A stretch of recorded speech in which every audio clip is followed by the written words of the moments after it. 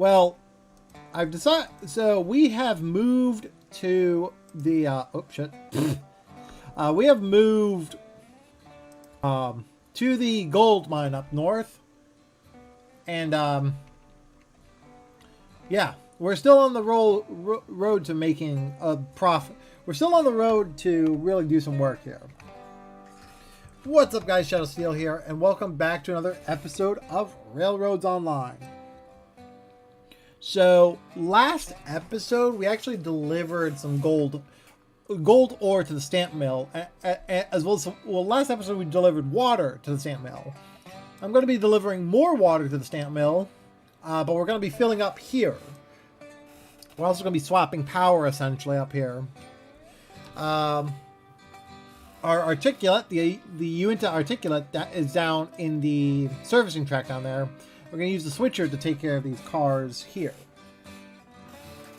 So we'll be taking care of this kind of cars. We do also need to fill up for the farm, the cattle farm, which that's going to be a whole nother process, but we can pick that up at the sawmill. So we have a whole path we can go down to really organize what we can do here. Make things efficient here, honestly. So we've dropped off the beams here as well. So all the beams have been dropped off at the gold mine up there. So we need to fill up these carts with water. So it'll take some time to do that. I've got a couple comments in the last video, many of which are kind of interesting.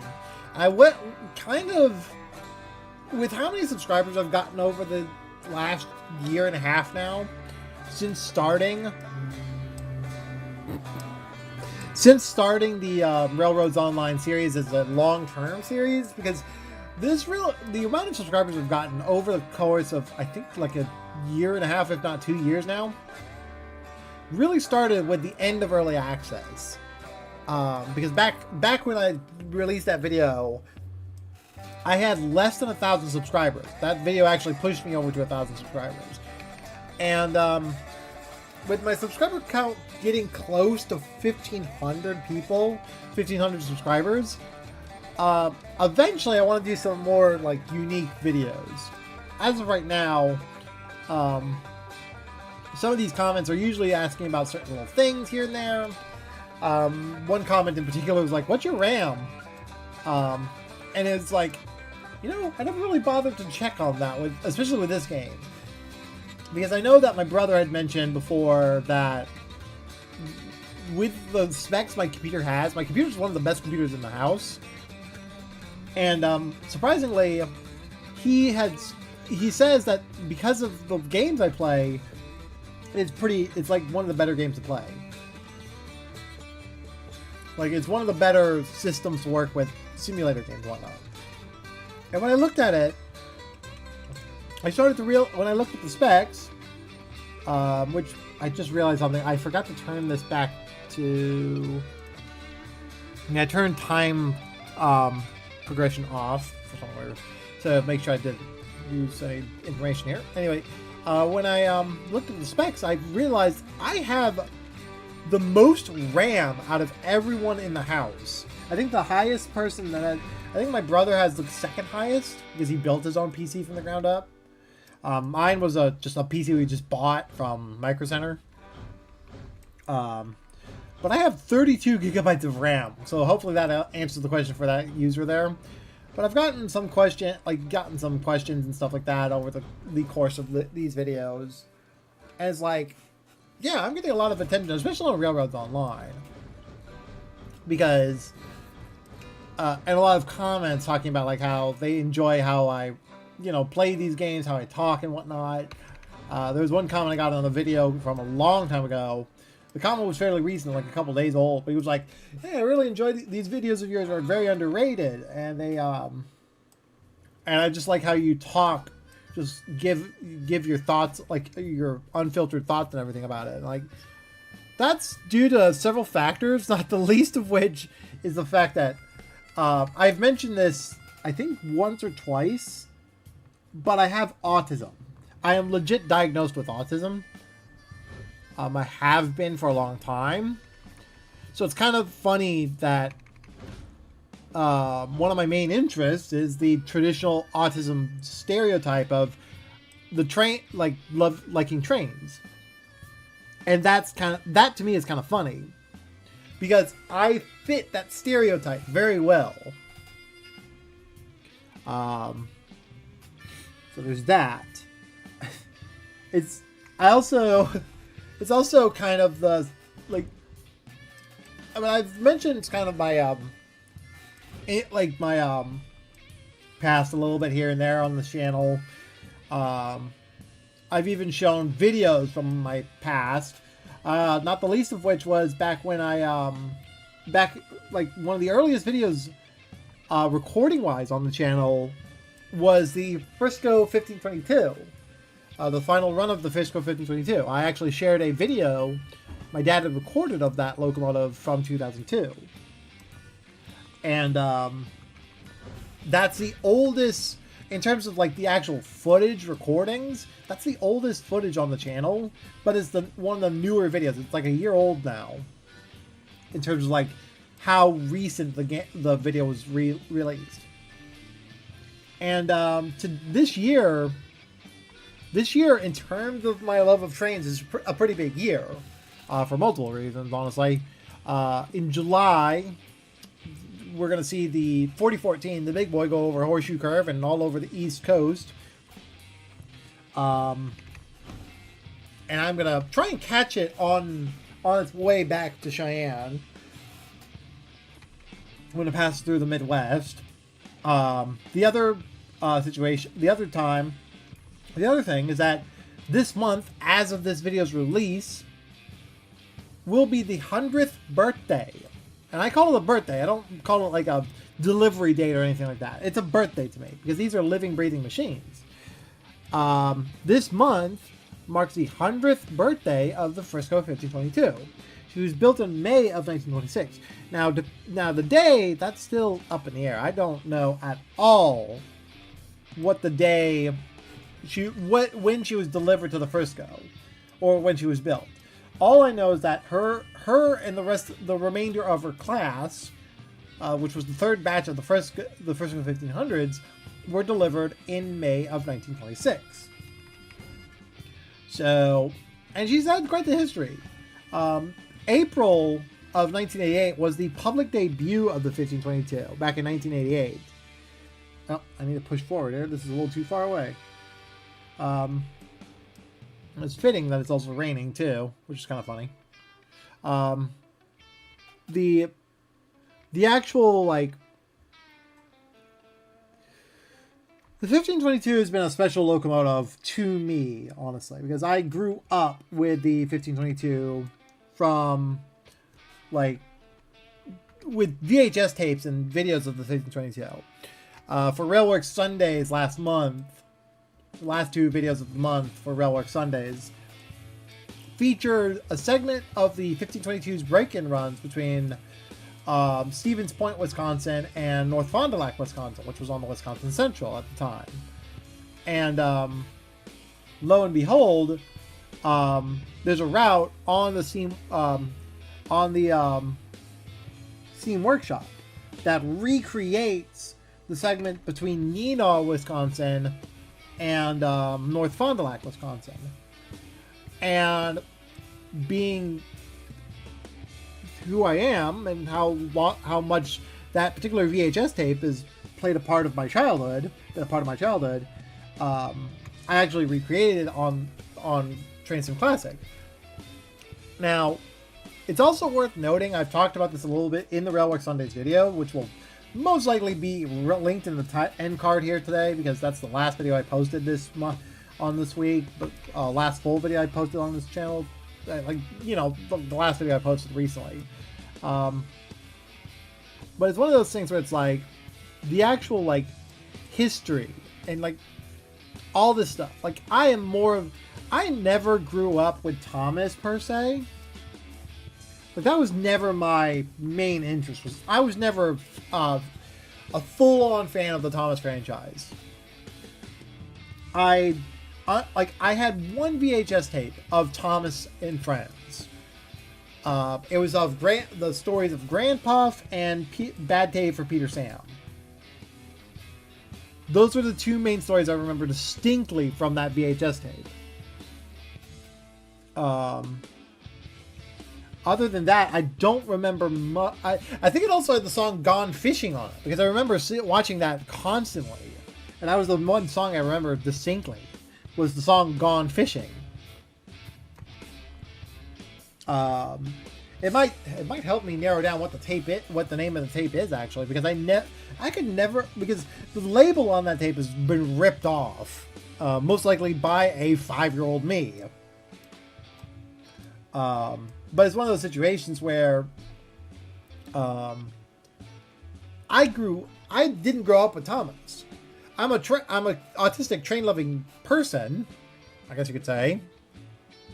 But I never grew up loving Thomas. My main interest was the documentaries, the real life stuff, which was also ironic when you realize that I was terrified of the locomotives when I was a kid. Because of my autism, I had a very strong aversion to loud noises.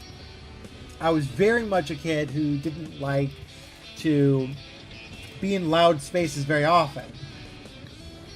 I'd be very overwhelmed. In fact, up until high school, I would rarely go to assemblies, like school assemblies, because I just didn't deal with the crowds very well. I was a very talkative person. I would always talk with people, but I was never good with crowds. And that was kind of the whole thing with me. So when it came to trains, it wasn't until like 2011, so like only a couple years before I graduated. Which, yes, that's how old I am. Basically, I graduated in the 2010s from high school. So I'm, as one user put it as one user did say that there was a YouTube account recently that actually called me an unk, which made me laugh so hard, because it's like, wow, you're an unk. What? It took me like 5 seconds. It took me a little bit to figure out what he meant by that so I looked it up on Google and was like, oh, it's the phrase uncle. It's like that whole Gen Z slang thing. I was like, oh, I'm old now. It just made me laugh so much. But that was my, like, I graduated in the 2010s. And lo and behold, it wasn't until after high school that I even bothered looking into the Thomas franchise at all. Like, in a large enough collection of the Thomas franchise. Because there was actually a YouTube channel that actually posted the first 7 seasons, all full 7 seasons with the US narration on YouTube. Those have since been taken down due to copyright reasons, obviously. But they were like all 7 seasons, all the episodes, with the transitions, and I think some of the music videos were also included in there. But these were like old videos. Like, these were old videos. So like at least 2015, 2016 is when I found them. Oh, I think honestly, I don't remember. But it was one of those things that was when I started looking into the Thomas series, because I knew of like the history behind it. I watched the Thomas and the Magic Railroad back in the day. But I never really like was fully into the Thomas franchise. It's one of those things where it's like, it's not a bad memory at all, because I never got bullied because of my love of trains. I never got bullied, but that was because of my autism. I had very unique circumstances in school. And even if I was made fun of, typically, I had no idea I was being made fun of. There was one particular moment that I look back on now, but back then it was like, what? Why are they laughing? But there's a particular there was a cannon that was used in World War I called the Paris gun, and it had a nickname. I think the nickname that the Allied troops gave it was Big Bertha, and when I said that during history class in high school one day, all the, like, there was a couple chuckles. I'm like, why is that funny? Like, what's going on here?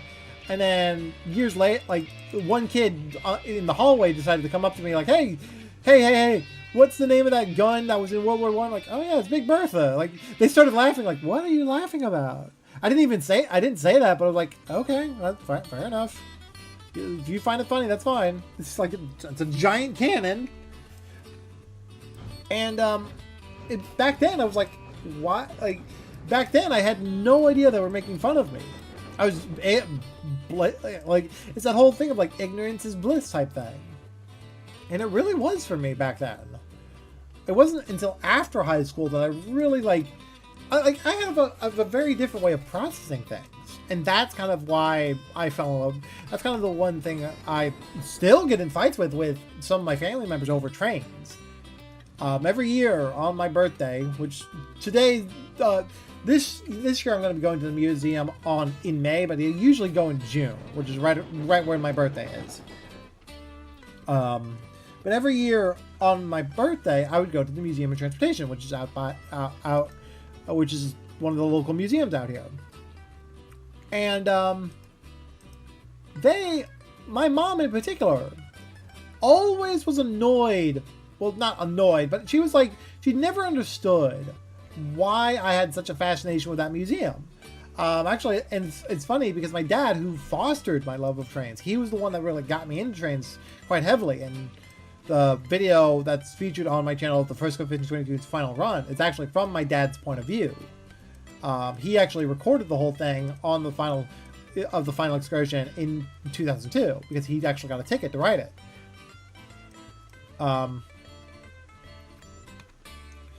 But he, at one point, I think it was like a couple years ago now, like, why? Like, nothing changes at that museum. You know that, right? And like, yeah, I know that. But it's always just one of my favorite spots to go to every year. It's like, that's kind of my birthday thing. And again, it's like, I still kind of like get into sort of disagreements. I actually was talking to my mom the other day about something she had heard while doing shopping one day, where she suddenly heard like this train going nuts with the horn as it was well before it was at the crossing. And like, was it like quick succession horns and whatnot? Like blasting the horn in quick short blasts? Like, she was like, yeah, pretty much. It was not very fast, but it was like short. I mean, basically like, if I could actually probably demonstrate on the locomotive here, it would be like this.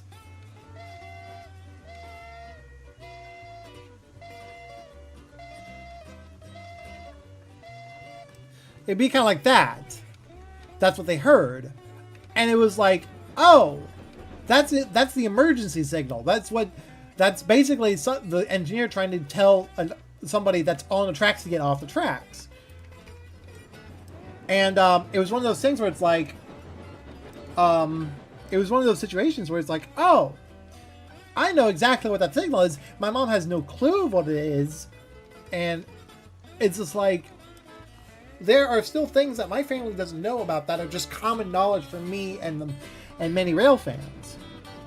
You look up a video, like there's videos out there of like near misses of people just walking across the tracks, not paying attention as the train is bearing down on them, and all of a sudden you hear the engineer blow his horn like 3 or 4 times in quick succession as the person just casually walks away from the tracks, like on a crossing. Like, dude, you almost died. The train was not going to be, like, either the train was going to go into emergency, like, seconds before it hit you, or you are, like you are literally the dumbest motherfucker out there.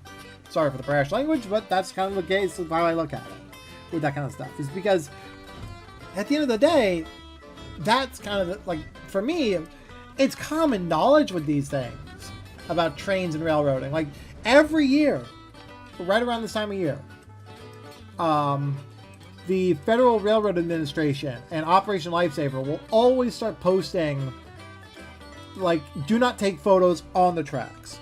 Do not take your prom pictures or, like, wedding photos on the railroad tracks. Because this is that time of year where everybody's doing that. And Lord knows that's probably what happened on that day for them. I've not been able to find any like information on what happened there, but I'm pretty sure it was a near miss because nothing was reported. And no video was like I couldn't find any videos on it. But again, like that's significant. You do not want to be standing on the tracks when a 200 million ton locomotive and train that is a mile long is bearing down on you at 65 miles an hour. That thing is not going to stop on a dime. It's not like a car. It's going to take over a mile to stop. So once it sees you, it's too late. And the amount of people that don't know that, at least in my like the way I see it, the people that don't know that are like, I am shocked. Because again, it's one of those situations where when you actually look at the details, like the amount of railroad crossing incidences have, granted, I think have been steadily decreasing, but they're still pretty significant for people that, especially around areas like where I live, where the railroad tracks are like right next to the main line. Like the railroad tracks are right next to the main street. And yeah, it's just the amount of like stupidity, at least in my like the stuff, like the way I see it, like the amount of people that are like, oh yeah, like that train's not moving all that fast, I'm gonna go ahead and walk across this track and wait, instead of waiting for the train, this giant behemoth of a locomotive to go by. Like, what the hell is wrong with you, sir? But like, that's the thing with my, like, but again, like back to my autism thing, like that's kind of the whole thing with my autism. It's like actually like talking, like the actual stuff, with all the, little, like all the little things I know about trains and railroading that the average person doesn't know. It's like, it's really kind of a situation where like, oh, yeah, not everyone knows this. Not everyone actually is like obsessed with the real life aspects of trains and railroading. Most people that know about trains and railroading usually know it from series like Thomas the Tank Engine, where they know the general basics and not actually know just what oh shit. You can't climb the ladder there? You can't. Is that not a ladder you can climb? That's a shame. It's just something that I feel like people are obviously never gonna learn, like never gonna like know them off, just like out of like without like really digging into this stuff. But it's still like you really feel like it's one of those things where like common sense, especially when it comes to trains, is not a thing. But then again, but again, it's one of those situations where like it's case by case. Sometimes it gets very interesting over the years. All right, I'm gonna put this back up. But yeah, it's just like my autism, the whole, all these like little things that I do over, like my autism is one factor about my past and like why I have no filter. The other factor is my straight up like how I was raised. And that's kind of the other thing. Is like I was raised with a family that just like, they had common sense, but they also like, they didn't have filters really unless they needed to use them. Like it was one of those situations where like, for me, if you were out in public, you didn't curse up a storm. You didn't act like an idiot. That was the basic rule.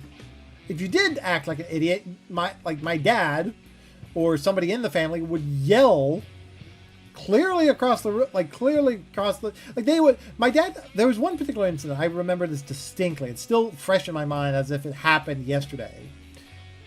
But there was a moment where we were at I think it was a Best Buy, where we were walking through a Best Buy and I went to the computer game section, which I did a lot when I was a kid. But the thing was, I was in middle school at this time. So I was in middle school. I was like at least a teenager. And and as I was looking through the video game section, the computer game section, I saw Trains 2000, I think it was 2009 or 2010, sitting on the shelf. It was a boxed copy. I proceed to grab it and carry it with me throughout the store. My dad, by the time we were leaving the store, my dad tells me to put it back on the shelf and leave it. And I refused. I made a scene. Like, I was making a scene that entire time. So I decided to plop, basically it's like sit down on the floor, holding the game box, and like refusing to leave. My dad, to his credit, not wanting to deal with it, and he had every right to do this. It was also a different time back then.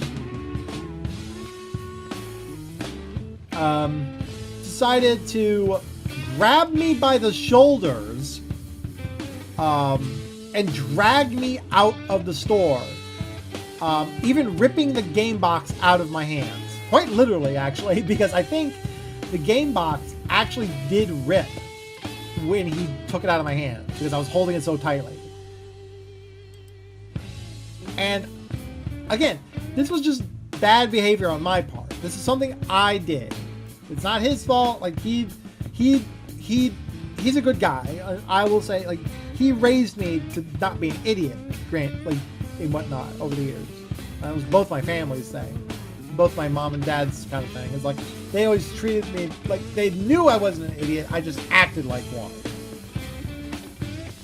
So the whole thing, especially at that point, about taking the game box and just like trying to walk it out of the store. It was just like, dude, you have problems.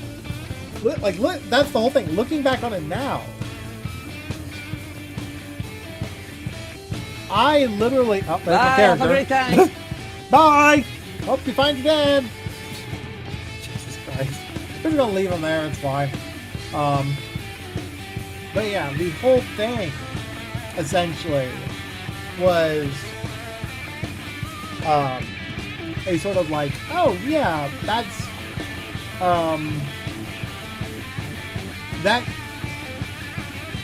This is like, what do you expect was gonna happen? You literally threw a fit in a store. You made a scene. Your dad obviously is not going to be happy about this, and he proceeds to drag you out the store, kicking and screaming. Like, what did you expect was going to happen? And looking back on it now, that's one of those things. What the fuck? What the hell happened? Oh, interesting. I'm gonna break. It's technically not off the rails. It's still on the rails because I'm still in the UI, but what the hell just happened? Weird. Alright, we're gonna go back over and figure out what the fuck just happened. Because I didn't flip. It's not a switch you would derail off of. That's weird. Oh, I wonder if... Oh, right, the articulation. I wonder if that's having an effect on it. I wonder. Yeah, I bet that's what's going on here. So I learned this recently, but the articulation on this locomotive has a point of it where it swings out, and as a result, it bumps into things, which causes it to derail. So I've had a few cases where I've bumped into the switch stands while traveling over the tracks and everything, and just like bumped into the switch, basically derailing it. Bumped into the switch stand while the forward half is articulating, and the rear half is not articulating. And yeah, it's broken down. Done that a few times now. I think it's just because the articulation, because of this locomotive swings, how this locomotive swings wide. Like you can see right there, we are over the edge of the tracks here. anyway, back to the original story here. I think I'm going to probably put Kenosha in that. It's fine. But my dad was a no-nonsense kind of guy. He actually, like, treated me like an adult, but, like, didn't take any shit from me. And, that was kind of the whole thing there. So, that's one thing that always happened. That's one thing that didn't happen with me, with my family. And I think because of that, like, I work a part-time job in retail. And because of that, whenever I mention my autism to somebody, the first thing they'll say usually is, "Oh, I would have never guessed. Like, you literally act like you don't have autism." Like, and this is especially true in public. I don't have these quirks that I do at home. I don't, like, have these stemming things where, like, my lizard brain goes off and just, I just start doing random shit. That's not what I don't do that out in public usually. And because of that, it's very often that whenever my autism is brought up, somebody will say, "Oh, I didn't even know. Like, it didn't seem like you had autism." And again, like, I feel like that's thanks to how my parents raised me, how I grew up.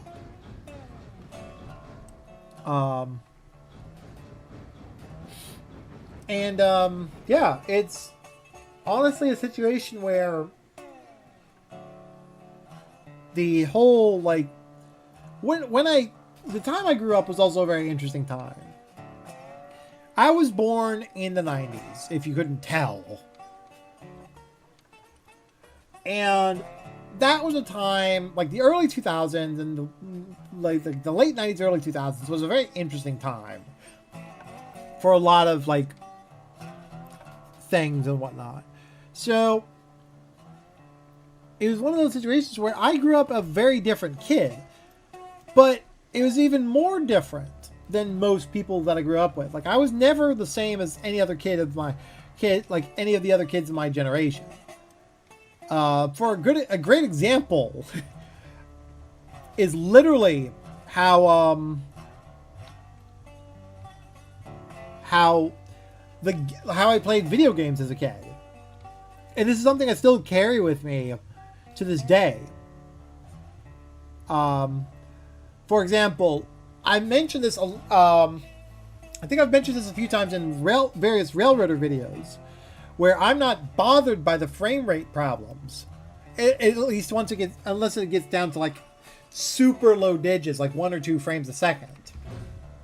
I never got bothered by that because the games I always played when I was a kid usually ran at like 15, 20 frames per second. I never played a game that was in 30 frames per second when I was a kid. All the games I played were low frame rate games. Where did he? Oh, he went around. Oh, whoops. Whoopsie. He went down the wrong track. Oh, well, that's fine. He should be stopping anyway.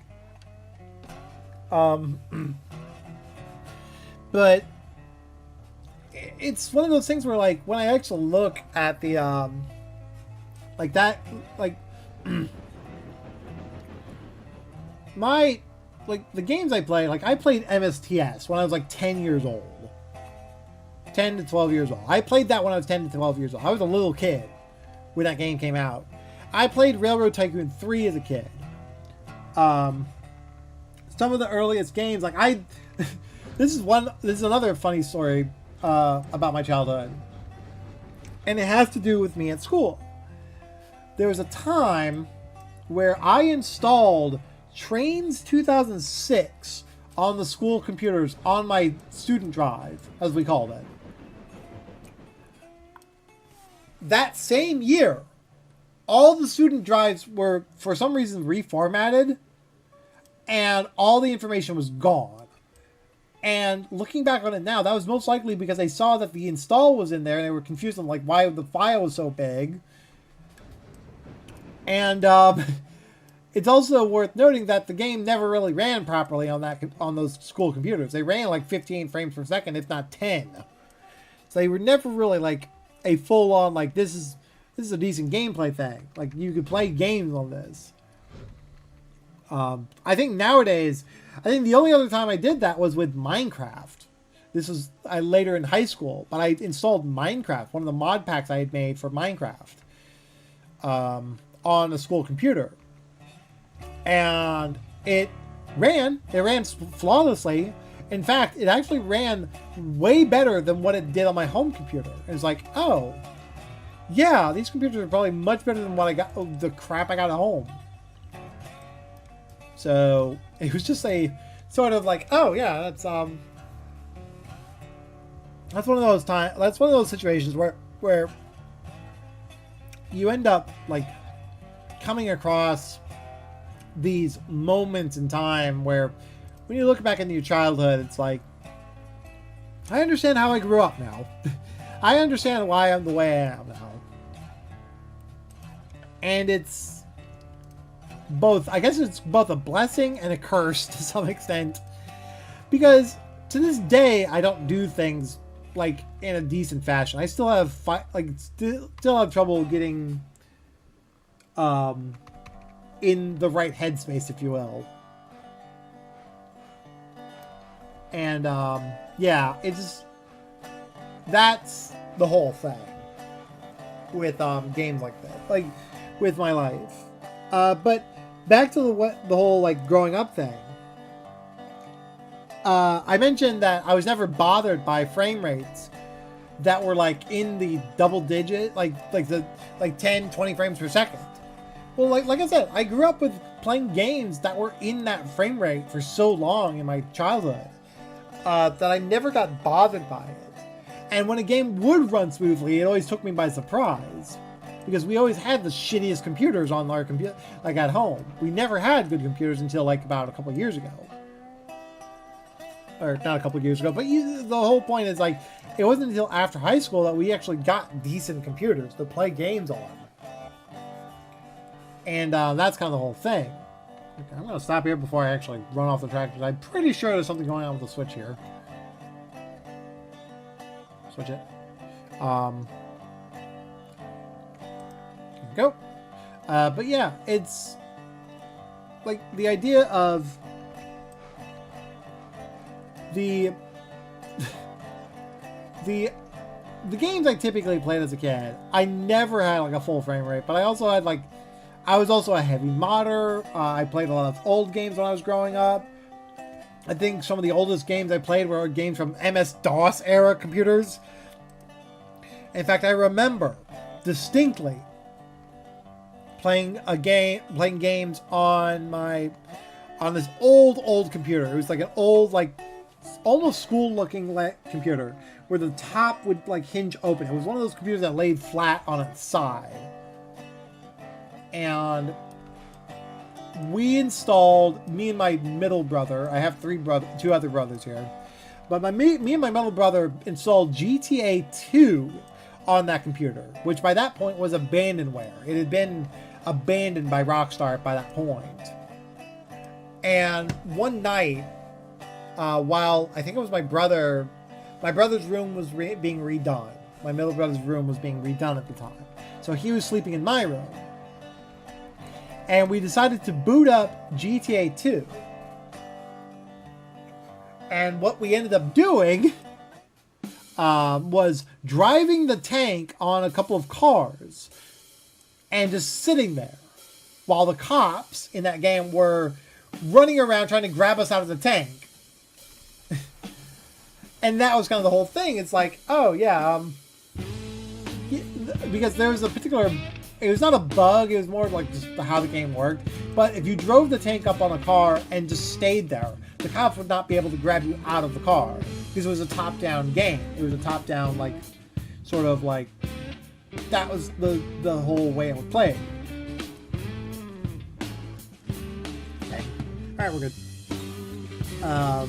So it was one of those situations where we put it on like that, and then we decided that rather than like continuing to play the game, we would shut the monitor off and then proceed to let the the cops yell the entire night at us to get out of the vehicle. And it's just like, but I, like, to this day, it's like, why was this just like, why do we feel the need to do this back then? Well, because, like I said, like, that was the games we grew up with as a kid.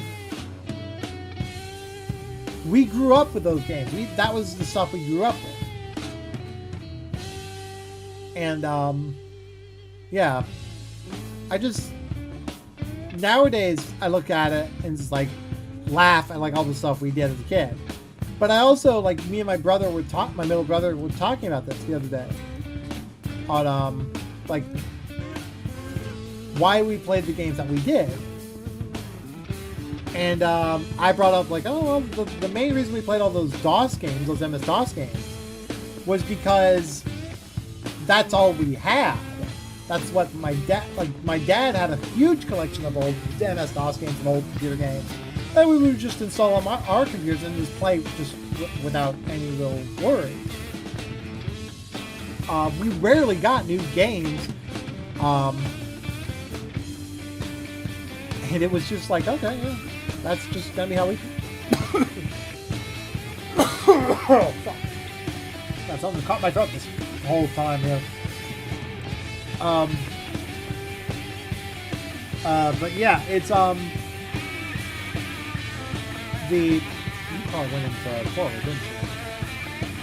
Yeah, you did. Alright, well, whatever. You're gonna be out of power anyway, so. Nope, brakes on. But it was just one of those things where, like, we didn't grow up with very many new games, and even if we did get new games, typically they didn't work very well on the computer we had. And so like, oh yeah, that's gonna be a problem. But yeah, it's that whole situation, like that.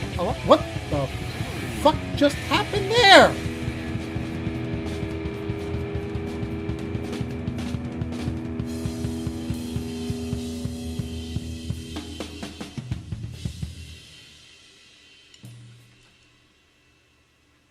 I don't even know what just happened there. The car just went flying there. What?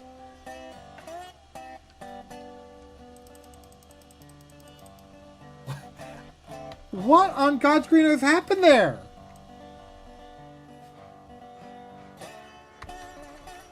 I turn around after flipping the switch, and the car goes flying. I don't know what the hell just happened. And I was just getting ready to make up the train, just to get everything ready to go.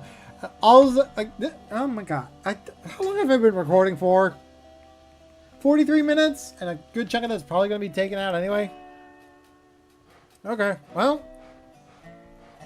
I think that was due to... I wonder if that was due to the articulation, honestly. But yeah, back to the point I was making while I get this thing coupled up here. Come on, push. Okay. Are you still got your brakes on there, buddy?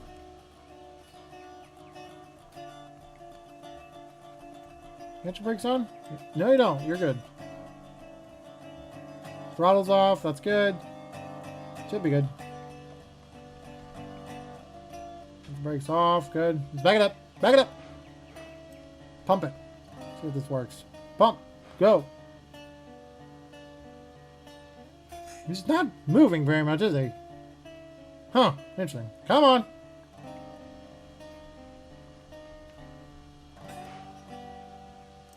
Go.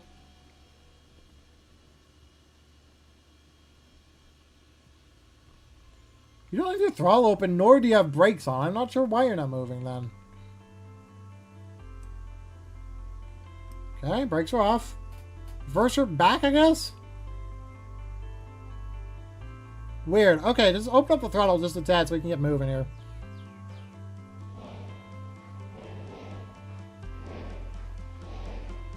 Huh. That is very strange.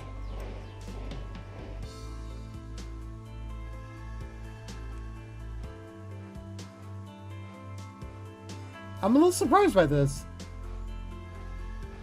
Come on. Are you hooking in? Oh, he's not. He's not coupling in for some weird reason. That's weird.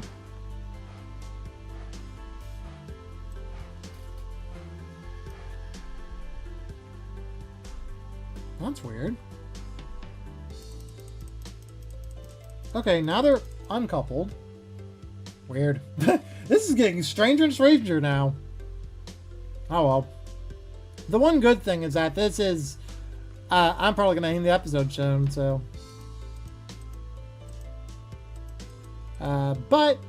anyway, finishing the thought, like I said, we grew up with older games. We never really had newer games. And that was just because of, and again, it just stops. That's weird. Oh, no, it's moving. Okay, cool. And we never really, like, had the newer game. Okay, now it stopped. Why are you stopping? Weird. He just doesn't want to move. He's, like, stuck. That's weird. You shouldn't be that heavy. It's not that I'm aware of. Come on, get moving.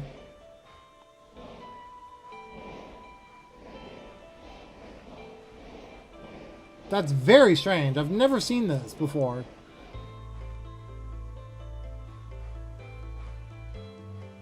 There we go. Got it. Okay. That should be good. Hold the throttle. There we go. But yeah, the whole thing, like the whole point I'm trying to make for this whole time, is I'm trying to figure out what the hell's going on and trying to talk at the same time. But I never really grew up with new games, so I never really bothered. We never really bothered upgrading our computers. But yeah, and that's kind of how I grew up. I always grew up with the lower end stuff. I was always growing up with the hand-me-downs, and that's kind of how things have gone for the most of my life. Anyway, with that being said, like and comment down below, subscribe if you guys want more, and I will see you guys in the next video. Take care.